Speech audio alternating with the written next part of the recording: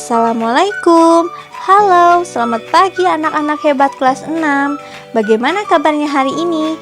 Semoga kalian semua diberikan kesehatan ya, dan tetap semangat dalam belajarnya.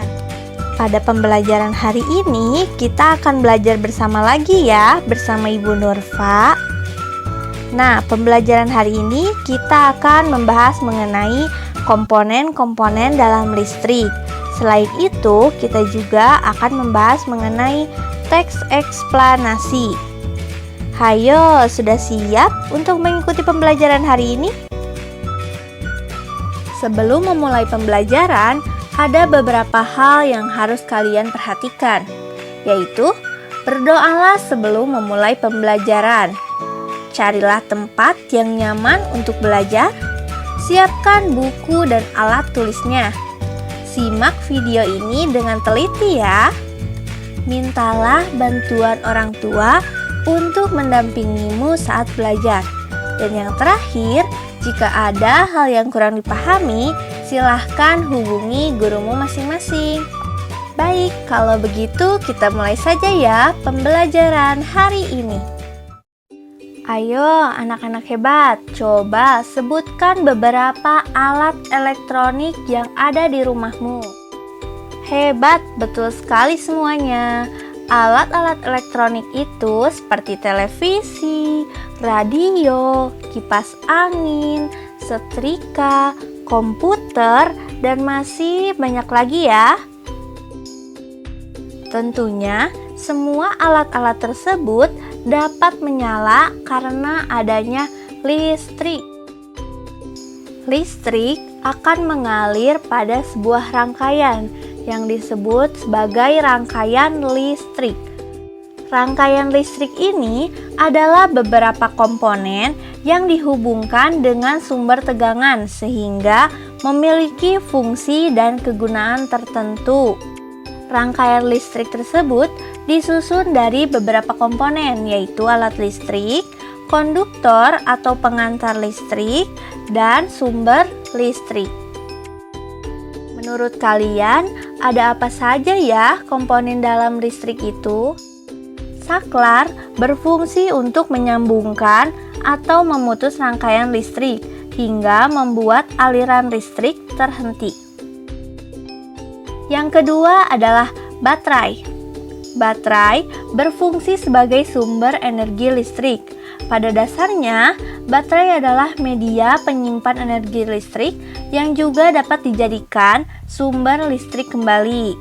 Nah, di dalam baterai terdapat kutub positif dan kutub negatif. Yang ketiga adalah kabel. Kabel berfungsi sebagai konduktor atau media pengantar listrik. Fungsi kabel yaitu untuk mengalirkan arus listrik dari baterai hingga mencapai lampu. Beberapa jenis logam sangat baik sebagai konduktor. Namun, pada umumnya, kabel berbahan dasar tembaga. Selain karena lebih ekonomis, tembaga juga merupakan pengantar listrik yang baik. Yang keempat adalah lampu. Lampu berfungsi sebagai alat perubah energi listrik menjadi cahaya. Fungsi lampu untuk menunjukkan adanya arus listrik yang mengalir di dalam rangkaian listrik saat saklar dinyalakan. Pada rangkaian lain, lampu bisa diganti alat elektronik lainnya sesuai dengan kebutuhan. Namun, lampu menjadi pilihan dalam percobaan membuat rangkaian karena dapat diuji dengan mudah. Setelah kalian tahu mengenai komponen-komponen dalam listrik sederhana, nah, tahukah kamu siapa sih penemu lampu pijar? Untuk mencari tahu siapa penemu lampu pijar, ayo baca terlebih dahulu teks bacaan di samping yang berjudul Thomas Alva Edison, sang penemu bola lampu pijar.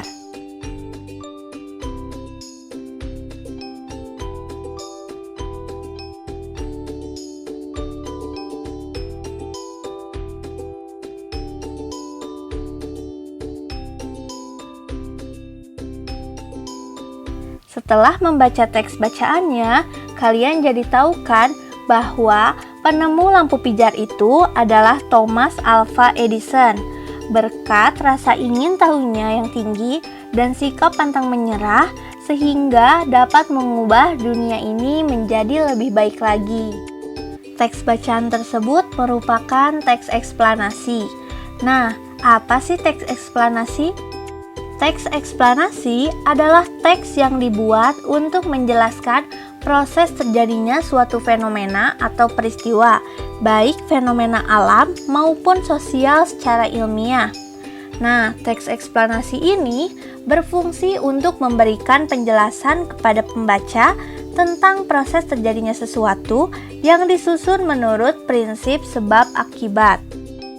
Ciri-ciri dari teks eksplanasi itu ada dua, yaitu yang pertama, struktur teks eksplanasi, yang kedua adalah memuat informasi yang bersifat faktual. Ciri-ciri yang pertama yaitu mengenai struktur teks eksplanasi.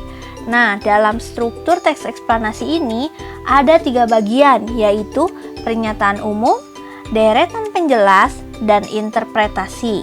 Pernyataan umum adalah pernyataan yang bersifat umum dan berisi gambaran awal tentang hal yang ingin dibahas dalam teks eksplanasi.